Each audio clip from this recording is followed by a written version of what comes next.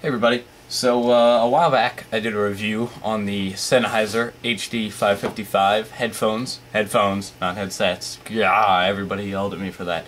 Anyway, but there is, as many of you know, there's a higher end model of these called the HD 595, which looks almost identical except they have a slightly different outside, and they're almost exactly the same headset except they're just about $100 more, maybe more or less than that. I'm not entirely sure of the price difference between them.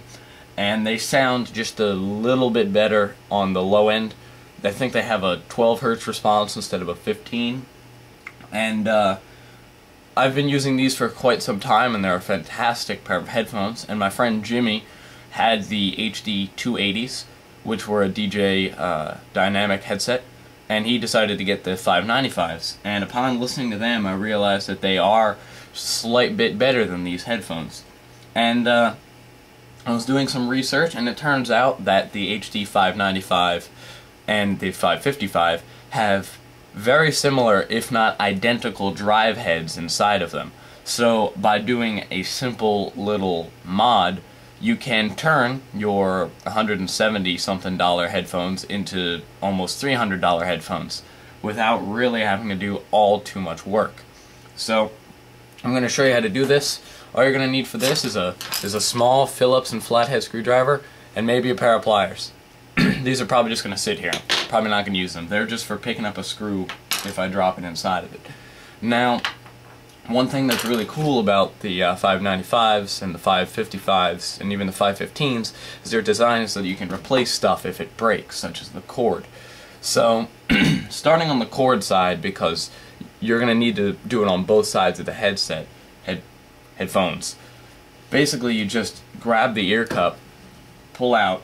It's going to take a little bit of force, probably more than you'd be comfortable with, but the head cup comes right off, revealing the inside. And I've tried it a few different. The best way is to have the headphones locked all the way up instead of down, because then it keeps them furthest away from one another.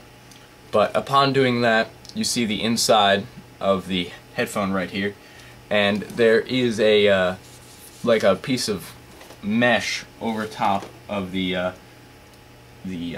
headphone right here. So if I zoom in on this, you see that right below here is where the drive head is. So right here at the top of it, there's a little spot where you can just take a flathead screwdriver. I dropped it. Or you can just take a flathead screwdriver, put the screwdriver right in there, lift up, and just kind of shimmy around. And then that piece of mesh comes right off. And then you'll see this. Alright, so now from this angle, taking our small Phillips head screwdriver, right here, and right here, there are 3 small Phillips screws. Take them out. Alright, so I've taken the 3 screws out, and here they are. 1, 2, 3, just 3 little black Phillips head screws. I'm going to move them over there. Now, you can just kind of take your flathead screwdriver and just lift at whatever point you feel comfortable, such as putting it in one of the screw holes for that matter, or along the edge. And you actually just lift the speaker cone right up. Now, you see, the speaker comes right off here, and now this this headphone, this pair of headphones, I've already done the mod on. Now, right here is where the holes are to allow the speaker to get like pull air. Now, I'll show you something right here, and here's the other one. Here is a piece of foam. It's just a little rectangle, and upon buying the HD 555s, this piece of foam is placed right here,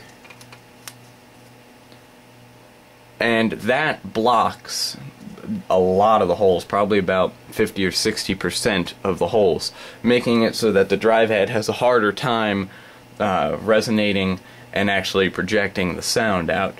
And it's a very soft, very bouncy foam.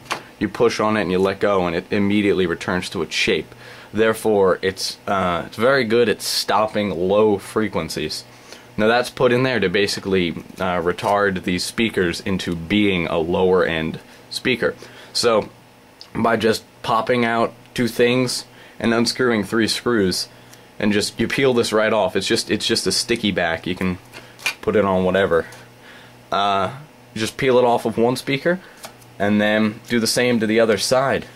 Now you don't even need to remove the cable in order to do this. I did when I originally did it, but because I didn't really realize. But just make sure that when you put it all back together, you line it all up right, and be sure not to press on or push any of this. It's actually a piece of paper that's the top of the drive head. But yeah, so upon doing that, you'll notice much greater frequency response towards the lower end and a tighter bass. And it definitely, you can feel the headphones moving more when you're listening to music. For what you want to do before and after this is, you know, listen to a bassy song. Anything that you know and enjoy as being a bassy song that you particularly like the bass in.